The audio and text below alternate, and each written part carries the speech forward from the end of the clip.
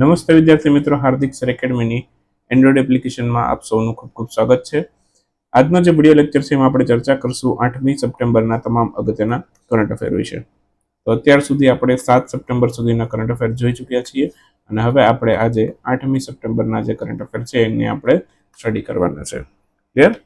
તો વિડીયો શરૂ કરું એ પહેલા એન્ડ્રોઇડ એપ્લિકેશન ડાઉનલોડ કરી એન્ડ્રોઇડ એપ્લિકેશનમાંથી તમે કરંટ અફેરની પીડીએફ મેળવી શકો છો. એમાં લેક્ચરની પીડીએફ, ઈ બુક્સ ને બધું તમને મળશે. ડાઉનલોડ કરીને પ્રિન્ટ આઉટ પણ કાઢી શકાશે. બરાબર.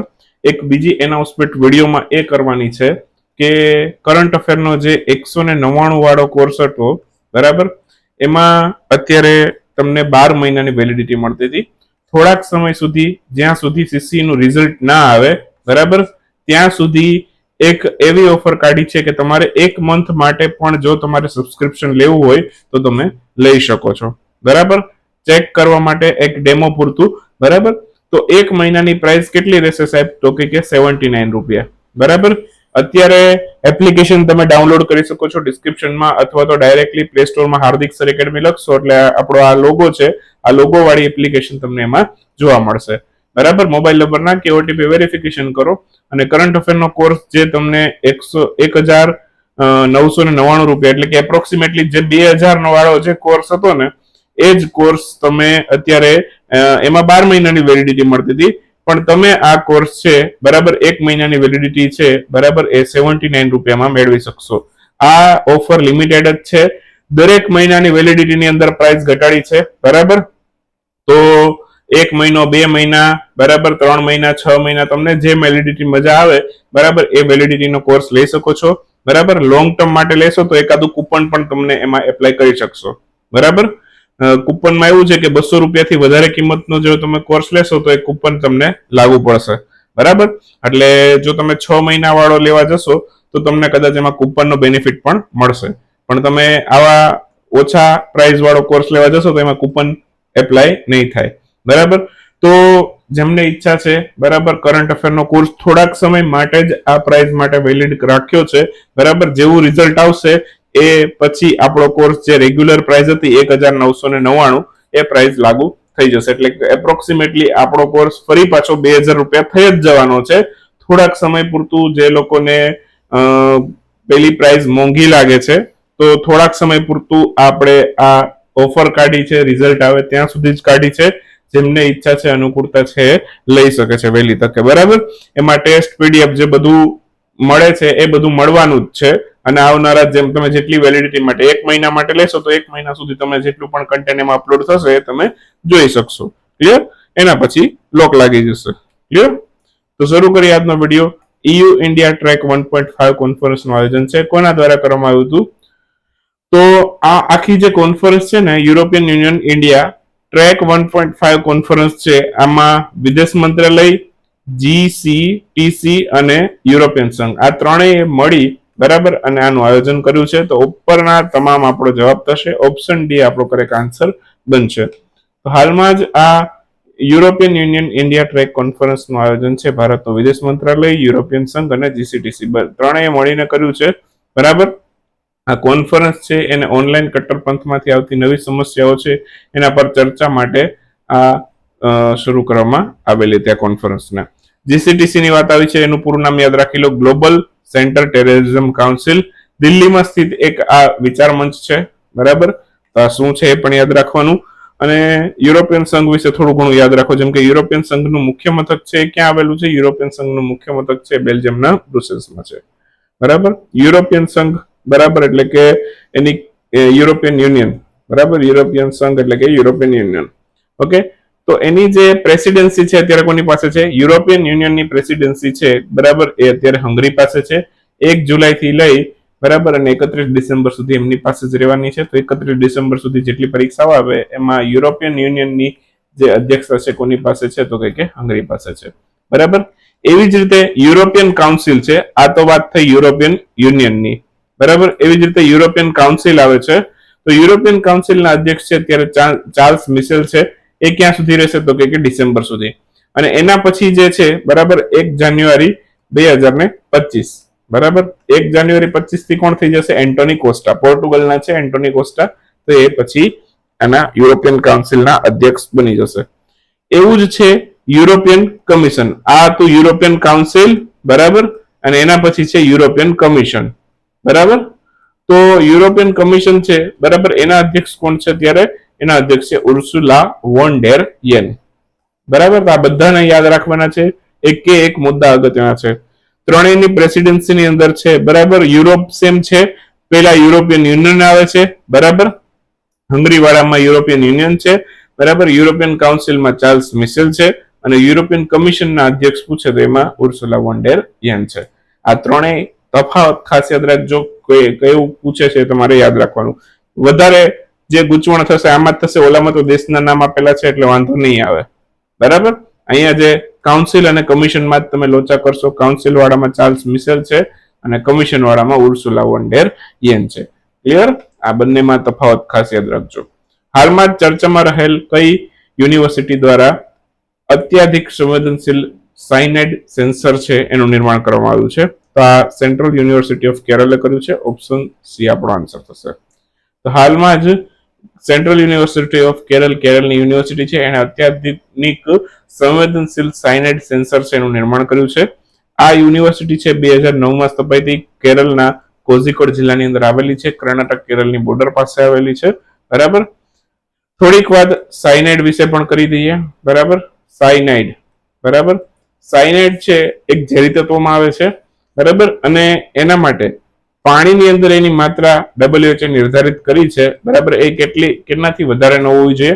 તો 0.19 mg થી વધારે ના હોવી જોઈએ પાણીમાં સાયનાઇડની માત્રા, બરાબર. આ કોણે કીધું છે? તો કે WHO કીધું છે આવું, બરાબર. સાયનાઇડની માત્રા પાણીમાં 0.19 mg થી વધારે ના હોવી જોઈએ પ્રતિ લીટરમાં, બરાબર. પછી સાયનાઇડ છે, બરાબર, એ કયા કયા તત્વોમાં જોવા મળે? સફરજનના બીજમાં સાયનાઇડ હોય છે, બરાબર. એપ્રિકોટમાં હોય છે, અમુક પ્રકારના બટેટામાં પણ હોય છે ને બદામોમાં પણ જોવા મળે છે સાયનાઇડ તત્વો. ક્લિયર? તો આ બધા સાયનાઇડ વિશેના અગત્યના મુદ્દા છે, બરાબર. એ તમે યાદ રાખી શકો છો. લતા મંગેશકર પુરસ્કાર આ કયા રાજ્યની સરકાર દ્વારા જાહેર કરવામાં આવે છે? તો લતા મંગેશકર પુરસ્કાર છે મધ્યપ્રદેશની સરકાર જાહેર કરે છે. ઓપ્શન બી આપણો જવાબ થશે. હાલમાં જ લતા મંગેશકર પુરસ્કારો જાહેર કરવામાં આવ્યા હતા, બરાબર. 2022 માટે અને 23 માટે જાહેર કરવામાં આવ્યા હતા. તો મધ્યપ્રદેશની સરકાર આ જાહેર કરે છે લતા મંગેશકર પુરસ્કાર, ઓકે. અને 1984માં આ લતા મંગેશકર પુરસ્કારની શરૂઆત થયેલી હતી, બરાબર. ઇનામ રૂપે 2 લાખ રૂપિયાનો રોકડ પુરસ્કાર મળે છે, બરાબર. તો આ 2 લાખનું ઇનામ આપવામાં આવે છે જે પણ વિજેતા હોય એને. તો 22 માટે ઉત્તમ સિંહને આપ્યો છે, બરાબર, અને 23 માટે KS ચિત્રાને આપ્યો છે. તો બંનેને 2 લાખ રૂપિયા મળશે, બરાબર. તો એ આપણે યાદ રાખીશું. બાકી આ પુરસ્કાર દર વર્ષે 28મી સપ્ટેમ્બરે જાહેર કરવામાં આવશે. શા માટે 28 સપ્ટેમ્બરે? તો કે લતા મંગેશકરની જન્મ જયંતિ હતી. 1929માં ઇન્દોર ખાતે એમનો જન્મ થયો હતો. એની જ યાદમાં મધ્યપ્રદેશની સરકાર આ પુરસ્કાર છે આપે છે. આ વખતના બાકી છે 24ના, કેમ કે હજી 28 સપ્ટેમ્બર નથી આવી. આવશે એટલે ડિક્લેરેશન આવે ત્યારે આપણે જોઈ લેશું. પણ 1984 થી આ પુરસ્કાર આપવામાં આવે છે. બહુ જૂનો પુરસ્કાર છે. લતા મંગેશકરને ભારત રત્ન પુરસ્કાર પણ મળેલો છે અને લતા મંગેશકરનું નિધન થઈ ચૂક્યું છે. ફેબ્રુઆરી 22માં એમનું નિધન થઈ ગયું હતું, બરાબર. તો એ વસ્તુ પણ આપણે યાદ રાખીશું. ક્લિયર અહીં સુધી? તો બસ આટલા પોઈન્ટ યાદ રાખવાના છે. બાકી લોઝેન ડાયમંડ લીગ 2024 આમાં નીરજ ચોપડાએ કયો મેડલ જીત્યો છે? નીરજ ચોપડાની વાત કરું તો ઓલિમ્પિક હમણાં થઈ હતી, પેરિસ ઓલિમ્પિક, ઓકે. તો પેરિસ ઓલિમ્પિક 2024 ની અંદર જે જેવલિન થ્રોની ઇવેન્ટ હતી, બરાબર, એમાં નીરજ ચોપડાએ કયો મેડલ મેળવ્યો છે? ઓલિમ્પિકમાં નીરજ ચોપડાએ મેળવ્યો છે સિલ્વર, બરાબર. તો ગોલ્ડ કોણે મેળવ્યો છે સાહેબ? ગોલ્ડ એમાં મેળવ્યો હતો અરશદ નદીમે, બરાબર. અરશદ નદીમ. આ કયા દેશના ખેલાડી છે? તો કે પાકિસ્તાનના ખેલાડી છે અરશદ નદીમ. ક્લિયર? તો આ વસ્તુ યાદ રાખશું, બરાબર. ઓલિમ્પિકની વાત થઈ ગઈ, એમાં સિલ્વર મેડલ, ગોલ્ડ મેડલ ગયો અરશદ નદીમને. હવે વાત કરીએ અહીંની લોઝેન ડાયમંડ લીગની. આ ક્યાં થાય છે? લોઝેન ક્યાં આવ્યું છે? સ્વિટ્ઝરલેન્ડમાં. તો આયોજન પણ ક્યાં થાય છે? સ્વિટ્ઝરલેન્ડમાં, બરાબર. તો સ્વિટ્ઝરલેન્ડની અંદર આનું આયોજન થયું હતું અને આમાં નીરજ ચોપડાએ આમાં પણ સિલ્વર મેડલ મેળવેલો હતો. ઓપ્શન બી આપણો જવાબ થશે. તો હમણાંથી નીરજ ચોપડા છે, બરાબર, એ આમાં પણ ગોલ્ડ ચૂકી ગયા છે અને ઓલિમ્પિકમાં પણ ચૂકી ગયેલા હતા. બરાબર. તો લોઝેન ડાયમંડ લીગ છે સ્વિટ્ઝરલેન્ડમાં આયોજન થયું હતું. આમાં ગોલ્ડ કોને મેળવ્યો સાહેબ? તો ગ્રેનેડાના એક ખેલાડી છે, ગ્રેનેડા દેશ છે, તો ત્યાંના ખેલાડી છે એન્ડરસન પીટર્સ, એમણે આમાં ગોલ્ડ મેળવેલો છે. અને જે પેરિસ ઓલિમ્પિકની વાત કરું ને, પેરિસ ઓલિમ્પિક 2024, તો એમાં આપણે મેળવ્યો હતો બ્રોન્ઝ. બરાબર, લખ્યું નથી મેં અહીંયા, પણ આ તમને ખાલી જાણ માટે આપું છું કે આમાં એમણે બ્રોન્ઝ મેળવ્યો, એન્ડરસન પીટર્સે બ્રોન્ઝ મેળવ્યો હતો એમાં. બરાબર, ત્યારે નીરજ ચોપડાથી એક સ્ટેજ નીચે હતા. બરાબર, તો આમાં એન્ડરસન પીટર્સે ગોલ્ડ મેળવી લીધો છે અને સિલ્વર મેળવ્યો છે નીરજ ચોપડાએ. બરાબર, બ્રોન્ઝ કોને ગયો છે? આમાં બ્રોન્ઝ મેડલ ગયો છે જુલિયન વેબરને, જર્મનીના ખેલાડી છે. બાકી પેરિસ ઓલિમ્પિકની વાત થઈ ગઈ છે, એમાં નીરજ ચોપડાને સિલ્વર મળ્યો છે. એમાં ગોલ્ડ મેળવનાર ખેલાડી અરશદ નદીમ છે, પાકિસ્તાનના ખેલાડી છે. એમ તો બસ આટલી વસ્તુ યાદ રાખજો. અને આમાં ઓલિમ્પિકમાં જે બ્રોન્ઝ મેડલ ગયો છે એ કોના નામે ગયો છે? એ ગયો છે પાછો એન્ડરસન પીટર્સના નામે. બરાબર, એ પણ તમે યાદ રાખજો. હાલમાં યુનિફાઈડ પેન્શન સ્કીમ ચર્ચાનો વિષય બની હતી, તે કઈ તારીખથી લાગુ થશે? યુનિફાઈડ પેન્શન સ્કીમ છે આ 1 એપ્રિલ 2025 થી લાગુ થશે. ઓપ્શન બી આપણો જવાબ થશે. યુનિફાઈડ પેન્શન સ્કીમ છે 1 એપ્રિલ 2025 થી લાગુ થશે. બરાબર, અને આ યોજના છે એ pension fund regulatory development authority દ્વારા લાગુ કરવામાં આવી છે. બરાબર, આ સ્કીમ હેઠળ છે ટોટલ 25 વર્ષ કામ કર્યા બાદ 12 મહિનાના વેતનની જે સરેરાશ રાશિ થશે, અંતિમ 12 મહિનાનો, અને 12 મહિના નહીં પણ અંતિમ 12 મહિનાની જે સરેરાશ થશે, બરાબર, એની 50% રકમ છે પેન્શન સ્વરૂપે મળશે. બરાબર, ફરી એક વખત કહું છું, અંતિમ 12 મહિના, બરાબર, એની એવરેજ, બરાબર, એ એવરેજની પાછી 50% રકમ આ તમને પેન્શન સ્વરૂપે મળશે. બરાબર, તો જે ઓલ્ડ પેન્શન સ્કીમ હતી એના કરતા થોડુંક આમાં ઓછું મળે એવું કહી શકીએ. બરાબર, સાવ ઓછું તો નહીં પણ થોડુંક, જે અત્યારે ચાલે છે એના કરતા તો સારું જ છે. જે ન્યૂ પેન્શન સ્કીમ છે, નેશનલ પેન્શન સ્કીમ, એના કરતા થોડુંક સારું છે. તો ઓછામાં ઓછી 10 વર્ષની નોકરી બાદ 10,000 રૂપિયા પ્રતિ માસ ન્યૂનતમ પેન્શન છે આપવામાં આવશે. બરાબર, કર્મચારીનું યોગદાન છે આમાં 10% રહેશે, સરકારનું યોગદાન 14% રહેશે. બરાબર, પેલા 14% હતું, હવે 18% કરાયું છે. બરાબર, જે ન્યૂ પેન્શન સ્કીમની અંદર 14% છે, આમાં 18.5% કરાયું છે. ક્લિયર? તો કર્મચારી 10% રોકશે, સાથે સરકારનું યોગદાન આમાં 18.5% રહેશે. ક્લિયર? આ વસ્તુ યાદ રાખશું. બાકી 10 વર્ષની નોકરી બાદ 10,000 રૂપિયા પ્રતિ માસ ન્યૂનતમ પેન્શન મળશે, અને જો 25 વર્ષ કામ કરશે તો 12 મહિનાની જે સરેરાશ એવરેજ છે એના 50% પેન્શન સ્વરૂપે મળશે. અહીં સુધી મારા ખ્યાલથી ક્લિયર હોવું જોઈએ. તો આપણે હવે થોડુંક આગળ આમાં જઈએ. હવે ઓલ્ડ પેન્શન સ્કીમની પણ તમને થોડીક વાત કરી દો. એમાં શું હતું? અંતિમ તમારો જે સેલેરી હોય, સાવ છેલ્લો સેલેરી, એના 50% તમને પેન્શન સ્વરૂપે મળતા હતા. અહીં સુધી ક્લિયર? માની લો કે અંતિમ તમારો થતો તો 62,000 એપ્રોક્સિમેટલી, તો તમને 31,000 છે પેન્શન આવે. બરાબર, પછી મોંઘવારી ને બધું એડ થયા કરે, એ વસ્તુ અલગ છે. હવે એના પછી વાત કરું ન્યૂ પેન્શન સ્કીમની, એનપીએસ જેને કહીએ છીએ. તો એનપીએસ છે એ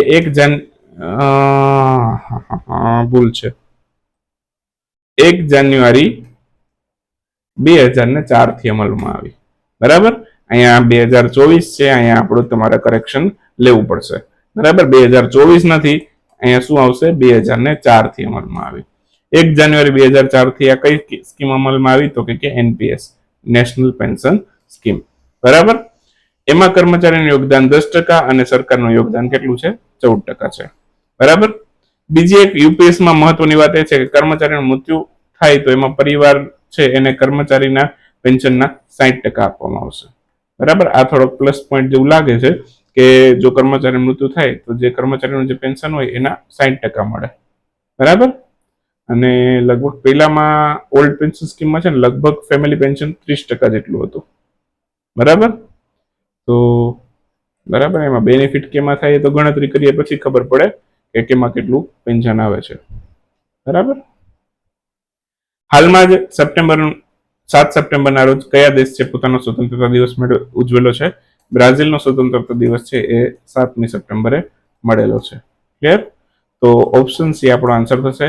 7 સપ્ટેમ્બરના રોજ છે બ્રાઝિલ છે એને પોતાનો સ્વતંત્રતા દિવસ ઉજવેલો છે. બ્રાઝિલ ઉપર કોનું શાસન હતું સાહેબ? બ્રાઝિલ ઉપર છે પોર્ટુગીઝોનું શાસન હતું. બરાબર. બ્રાઝિલ ઉપર પોર્ટુગીઝો રાજ કરતા હતા, એ ખાસ યાદ રાખજો. અને 7 સપ્ટેમ્બર 1822 રોજ છે બ્રાઝિલ છે પોર્ટુગીઝોના શાસનમાંથી મુક્ત થયું. બરાબર. બ્રાઝિલ દક્ષિણ અમેરિકાનો એક દેશ છે અને એની રાજધાની બ્રાઝિલિયા છે. 2016 જે ઓલિમ્પિક થયા હતા, રિયો ઓલિમ્પિક, બરાબર, તો એ પણ બ્રાઝિલમાં થયા હતા, બ્રાઝિલના રિયો ડી જેનેરિયો શહેરમાં. બરાબર. એ પણ આપણે યાદ રાખવાના થાય. ઇન્ટરનેશનલ પોલીસ કોર્પોરેશન ડે ની ઉજવણી ક્યારે થઈ હતી? આ પણ 7 સપ્ટેમ્બરે ઉજવાય છે. ઓપ્શન સી આપણો આન્સર થશે. હાલમાં જ ઇન્ટરનેશનલ પોલીસ કોર્પોરેશન ડે 7 સપ્ટેમ્બરે ઉજવાયેલો છે. આ સંયુક્ત રાષ્ટ્ર દર વર્ષે ઇન્ટરનેશનલ પોલીસ કોર્પોરેશન ડે 7મી સપ્ટેમ્બરે ઉજવે છે અને 2023માં સૌથી પહેલી વખત ઇન્ટરનેશનલ પોલીસ કોર્પોરેશન ડે ઉજવાયેલો હતો. એટલે ગયા વર્ષથી જ આની શરૂઆત થઈ છે, 2023થી. બરાબર. આ વખતે બીજી વખત છે કે આપણે આ ઉજવી રહ્યા છે. ઇન્ટરપોલનો સ્થાપના દિવસ 7 સપ્ટેમ્બર હોય, એની યાદમાં આ દિવસ આપણે ઉજવીએ છીએ. ઇન્ટરપોલની સ્થાપના છે 7 સપ્ટેમ્બર 1923માં થઈ હતી. એની ઓસ્ટ્રેલિયાના વિયેના શહેરમાં એની સ્થાપના થઈ હતી અને એનું હેડક્વાર્ટર છે, બરાબર, એ ફ્રાન્સના લિયોન શહેરની અંદર આવેલું છે. બરાબર. એ પણ આપણે યાદ રાખશું. અત્યારે 195 દેશો ઇન્ટરપોલના સદસ્ય છે. આંતરરાષ્ટ્રીય સાક્ષરતા દિવસ ક્યારે ઉજવાયેલો છે? આ પણ એકચ્યુઅલમાં 7મી 8મી તારીખે ઉજવાય છે. ઓપ્શન ડી આપણો જવાબ થશે. 8મી સપ્ટેમ્બરે આંતરરાષ્ટ્રીય સાક્ષરતા દિવસ, ઇન્ટરનેશનલ લિટરસી ડે ની ઉજવણી કરવામાં આવે છે. અંગ્રેજીમાં કહીએ તો ઇન્ટરનેશનલ લિટરસી ડે કહેવાય, 8મી સપ્ટેમ્બરે ઉજવાય છે. બરાબર. અને યુનેસ્કોનું 14મું અધિવેશન હતું, એમાં 8મી સપ્ટેમ્બરના દિવસને આંતરરાષ્ટ્રીય સાક્ષરતા દિવસ તરીકે ઉજવવાનું નક્કી કરવામાં આવ્યું હતું. બરાબર. 1966માં આ નક્કી કરવામાં આવેલું હતું. થીમ આ વખતની 2024 માટેની prompting multilanguage education, literacy for mutual understanding and peace. દરેક ભાષામાં એજ્યુકેશન હોવું જોઈએ એવું કહેવાનું થીમ છે આની, એવો આનો લક્ષ્યાંક છે. ઓકે. અને આ ભારતનું સૌથી વધારે સાક્ષર રાજ્ય કહીએ તો એમાં કેરળ પહેલા ક્રમે આવે. બરાબર. એ વસ્તુ યાદ રાખીશું. થોડાક વધારે ક્વેશ્ચનો જોઈ લઈએ આજના વિડીયોની અંદર. હાલમાં જ ભારત સરકારે સ્વચ્છ નદીઓ પર સ્માર્ટ પ્રયોગશાળાની સ્થાપના માટે કયા દેશ સાથે કરાર કર્યો છે? તો સ્વચ્છ નદીઓની પર સ્માર્ટ પ્રયોગશાળાની સ્થાપના માટે ડેનમાર્ક સાથે આપણે આ કરાર કર્યા છે. હાલમાં જ ભારતના કયા રાજ્યમાં દક્ષિણ ભારતીય આદિવાસી જ્ઞાન કેન્દ્ર લોન્ચ કરવામાં આવ્યું છે? આ દક્ષિણ આદિવાસી જ્ઞાન કેન્દ્ર છે કર્ણાટકમાં ખોલવામાં આવ્યું છે અને આ આદિવાસી કેન્દ્રનું નામ છે કાનુ છે. પ્રધાનમંત્રી કૌશલ વિકાસ યોજના ચર્ચાનો વિષય બની હતી. તેની શરૂઆત ક્યારે થઈ હતી? આની શરૂઆત છે 15મી જુલાઈ 2015માં થઈ હતી. પ્રધાનમંત્રી કૌશલ વિકાસ યોજના. વિશ્વમાં પામ ઓઇલના ઉત્પાદન અને નિકાસ બંનેમાં પ્રથમ સ્થાન ઉપર કયો દેશ છે? બંનેમાં પામ ઓઇલની વાત આવે એટલે ઇન્ડોનેશિયા પ્રથમ સ્થાને છે. બરાબર. એવું હતું, એક સ્કીમ કાઢી હતી ઇન્ડોનેશિયાએ કે પામ ઓઇલ જેની પાસે ખરીદશે એને એક ઓરંગુટાન છે ભેટમાં આપશે. બરાબર. પણ હવે આ સ્કીમ એને પરત લઈ લીધી છે કે ભેટમાં નહીં દેવું કંઈ. તાજેતરમાં ડિજિટલ માધ્યમથી વોરંટ અને સમન જાહેર કરનાર દેશનું સૌથી પહેલું રાજ્ય કયું બન્યું છે? સેનેટરી નેપકિન આપનાર શાળાઓની બહેનોને સેનેટરી નેપકિન ફ્રીમાં આપનાર રાજ્ય પણ મધ્યપ્રદેશ બન્યું હતું અને ડિજિટલ માધ્યમથી વોરંટ અને સમન જાહેર કરનાર રાજ્ય પણ મધ્યપ્રદેશ બનેલું છે. હાલમાં જ લિયોનાર્ડ હાઈફ્લિક એમનું નિધન થઈ ગયું છે. તે કયા દેશના સંશોધક એટલે કે રિસર્ચર હતા? અમેરિકાના રિસર્ચર હતા અને એમની રિસર્ચ એવું કહે છે કે કોઈ પણ વ્યક્તિ છે એ 125 વર્ષથી વધારે જીવી શકતો નથી. તો મેક્સિમમ એમની આયુ છે 125 વર્ષ થઈ શકે, એનાથી તો વધારે જીવી જ ના શકે. બરાબર. એવું એમનું કહેવું હતું એમના સંશોધન પ્રમાણે. બરાબર. કેમ કે શરીરની અંદર અમુક જે તત્વો છે એનું વિઘટન થતું હોય અને અમુક સમય પછી એ વસ્તુ પણ થતી બંધ થઈ જાય. બરાબર. એટલે 125 વર્ષ મેક્સિમમ આયુષ્ય એમણે એમના તારણ પ્રમાણે કાઢ્યું હતું. કાકરાપાર પરમાણુ ઉર્જા સ્ટેશન ચર્ચાનો વિષય બન્યો હતો. 700 મેગાવોટના ઘણા બધા પાવર પ્લાન્ટ નવા સ્થાપવાના હતા અને અંતિમ જે હતો એ પણ અત્યારે ચાલુ થઈ ગયો છે, એના કારણે ચર્ચામાં હતું. તે ગુજરાતમાં આવેલું છે. આન્સર આવશે ગુજરાત. એસી અને ડીસી બંને પ્રકારના ચાર્જિંગ કરતું મોડલ સ્વદેશી ઇલેક્ટ્રિક વાહન ચાર્જિંગ સ્ટેશન છે એનું ઉદ્ઘાટન કયા સ્થળથી કરવામાં આવ્યું? કેરળના તિરુવનંતપુરમ ખાતેથી કરવામાં આવેલું છે. હાલમાં જ સુભદ્રા યોજના એની શરૂઆત કયા રાજ્યની સરકારે કરી છે? ઓડિશાની સરકારે કરી છે. આન્સર આવશે ઓડિશા. 21 થી લઈને 60 વર્ષની મહિલાઓને 5 વર્ષમાં 50,000 રૂપિયા બેંક એકાઉન્ટમાં નાખવામાં આવશે વર્ષમાં 2 વાર મળશે. ટોટલ એક વર્ષમાં 10,000 મળે અને 6 મહિને આપવામાં આવશે 5,000 રૂપિયા. ક્લિયર? તો એ વસ્તુ યાદ રાખશું અને 28-29 સુધી આ યોજના ચાલવાની છે. અહીંયા આ સાથે જ આપણે 8મી સપ્ટેમ્બરના વિડીયોને વિરામ આપીએ. મળીએ 9મી સપ્ટેમ્બરના વિડીયોમાં. ત્યાં સુધી રજા લેશું. આવજો. Bye bye. Good night. શુભરાત્રી. Thank you for watching.